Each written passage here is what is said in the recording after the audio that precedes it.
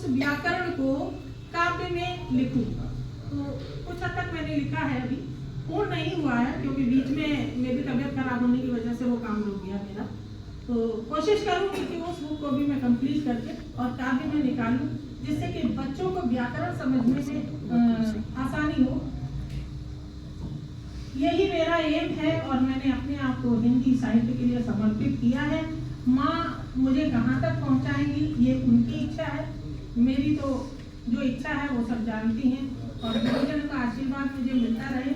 तो और मैं इसके आगे तो क्या ही कहूँ, परिवार में बहुत लाड प्यार से पली हुई इकलौती थी परिवार की। और मेरी मदर फादर ने भी जो मैंने नॉवेल लिखा है वो स्थिति मेरे मदर फादर के सामने भी आई थी। शादी के 5 साल गुजर गए उस जमाने में, तो ये होने लगा कि दूसरी शादी कर दी जाए पापा की।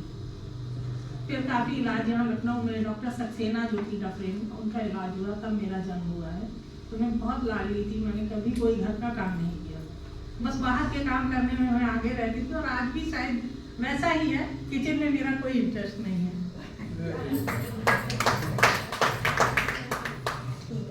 और मेरी इस पुस्तक में हमारे आदरणीय डॉक्टर उमाशंकर सोनी की शुभकामनाएं प्राप्त हुई हैं मुझे, और डॉक्टर हरिशंकर मिश्र जी की शुभकामनाएं प्राप्त हुई हैं। आदरणीय डॉक्टर निर्मल नारायण जी की शुभकामनाएं मुझे मिली, और आदरणीय शरद पांडे शशांक जी की शुभकामनाएं मुझे प्राप्त हुई हैं।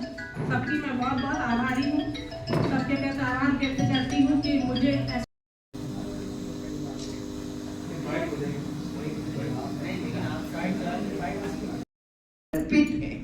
तो हम जो मिले साहित्य की दिशा में आगे बढ़ता हुआ उसको ये समझाएं कि पहले कुछ पढ़ डालिए, उसके बाद अपनी कलम चलाइए, भाषा को भी समझिए, विषय को भी गंभीरता से लीजिए, और तब अपने भावों को मूर्त रूप प्रदान कीजिए।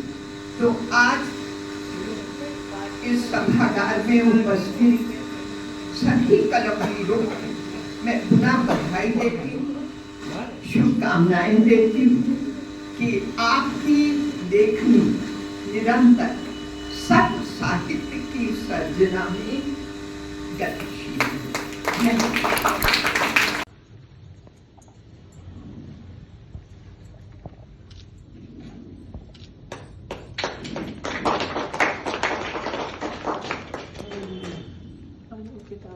आज सभी पुस्तकों के लेखक हैं और हमारे भी संचालन बहुत ही उत्तम हो रहा है आपका। मैं पुस्तक के बारे में क्या कहूँ, मैं बचपन में थोड़ा सा तुकबंदी किया करती थी और अपनी फ्रेंड्स को अपने स्कूल लाइफ में सुनाती थी और हंसाती थी, जबकि मैं हास्य नहीं लिखती हूँ, लेकिन हाँ बातों से मैं जरूर हंसाती थी। और जब मैं पढ़ती थी तो मेरे मन में एक विचार कौमता था, जब हिंदी की बुक अक्सर पढ़ती थी तो राइटर्स को जब देखती थी तो मेरे मन में एक विचार आता था कि काश इस जगह मैं भी हूँ। लेकिन मैंने कभी सोचा नहीं था कि मेरे नाम से कभी कोई पुस्तक छपेगी, इतना तो कभी भी नहीं सोचा था। और 1997 में मैंने लेखन को थोड़ी सी गति दी, जिससे कि क्या होता था, मैं उस समय केवल भजन लिखती थी, और नवरात्रि आया, कोई त्योहार आया तो 2-3 भजन लिखे, पूरी नवरात्रि भर उनका गायन किया और उसके बाद भूल जाती थी। फिर स्कूल लाइफ में होता था, कोई प्रोग्राम मिला तो कुछ लिख के पहली बार जब बोला तो वहाँ से प्रोत्साहन मिला कि अरे आप तो बहुत अच्छा लिखती हैं और अब हर प्रोग्राम में आप अपना लिखा हुआ कुछ ना कुछ बोलेंगी। तो वो सौभाग्य मुझे मिलता था और मैं ऐसा करती थी। लेखन अपनी गति से चल रहा था, एकदम कछुआ की चाल से, लेकिन कुछ कोरोना को खराब कहा जाता है, लेकिन मेरे लिए वो वरदान साबित हुआ। और जब मैं स्कूल से बैठ गई, जब लॉकडाउन हो गया तो कोई तरीका ही नहीं था समय बिताने का, तो लेखन पे ही अपना काम मैंने किया और उसको प्रगति दी। तो लिखते लिखते कभी कभी होता था, जबकि श्रृंगार गीत मैं ज़्यादा लिखती हूँ, लेकिन कभी भी कुछ सोच के नहीं लिखती थी, बस मन में आया और गुनगुनाना शुरू किया। और गुनगुना के जब अंतरा पे आ गई तो कॉपी पेन हाथ में आ जाता था और उसको नोट डाउन कर लेती थी। लेकिन उससे पहले भी मैंने कभी यह नहीं सोचा कि मैं एक गीत संग्रह अपना निकलवाऊंगी, कितने गीत मेरे पास होंगे। तो ये 100 गीतों का संग्रह है। और अब देखिए सौभाग्य की बात है कि अब दूसरा संग्रह मैंने स्टार्ट किया है, मतलब कलेक्शन मेरा चल रहा है, जो भी गीत लिखती हूँ कलेक्शन में चल रहा है। तो मेरी यात्रा कुछ मतलब नियोजित नहीं थी, सब कुछ अनायास हुआ और माँ शारदे की हमारे ऊपर कृपा हुई और मैंने लिखना शुरू किया। लिखने के लिए लेखन में मैं सब कुछ लिखती हूँ, भजन लिखती हूँ, गजल लिखती हूँ, कविताएं लिखती हूँ, गीत लिखती हूँ, आलेख लिखती हूँ। मेरा एक नॉवेल भी प्रिंट हो चुका है जो आजकल समसामयिक है, सौंदर्य का अवतरण नाम से।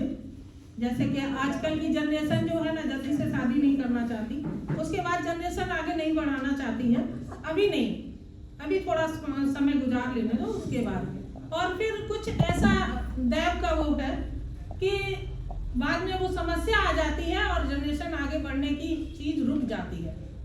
तो उसको फेस करते हुए उसी बेस पर एक पारिवारिक स्टोरी है मेरे नॉवेल में। तो लिखती रहती हूँ, जब भी जो भी मन में आया लिख लेती हूँ। बाल रचनाएं भी लिखती हूँ और एक बाल कविता संग्रह भी बहुत जल्दी मेरा अपना निकलने वाला है।